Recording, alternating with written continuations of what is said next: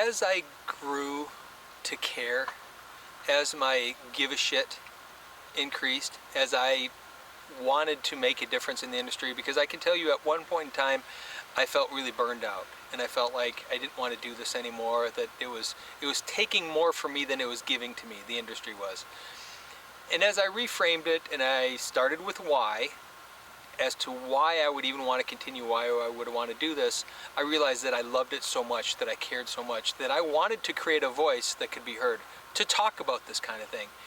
And I noticed, just in being kind of a philosophy guy, wanting to talk around philosophy of why human nature is what it is, I always wanted to have a voice to be able to share some of that with people in the industry, recognizing that most probably wouldn't hear it. Most people don't want to hear it. They want just the normal stuff that would be published and people would be talking about.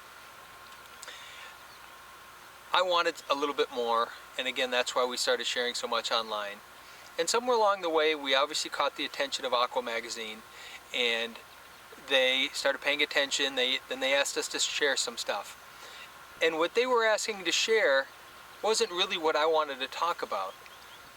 So we shared what we wanted to talk about versus what they were asking for, not knowing if they would accept it or not. They could have easily rejected it, and instead they adopted it, and they wanted more of it, and they've asked us to continue to write articles. And I really appreciate that in them, because this opens up a dialogue to talk about things deeper, on a deeper level than just simply product, material, and surface. Now let's get into relationships, let's get into art, let's get into how this industry makes us feel. And the more that we can do that, the deeper we can get into the reasons why people do what they do, and can help them stop doing those if they're not serving them, or help them to do more of it if it is serving them. But without the dialogue and without the conversation, it becomes really difficult to have those conversations. Other than a small handful of elites, people leading the industry, are having those conversations, but the average guy is not.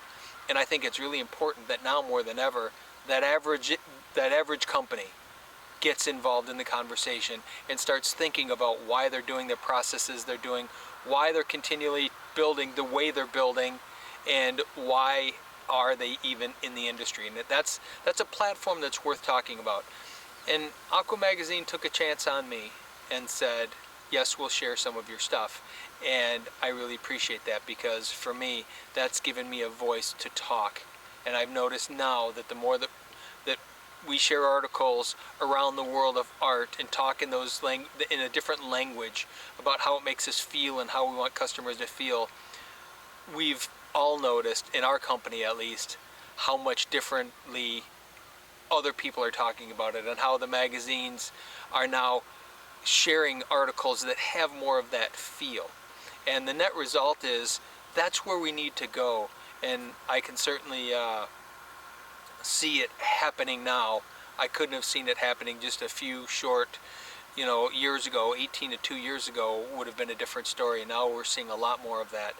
So AQUA Magazine, I think, is on the forefront of that next phase of what will be, and I do appreciate them for that.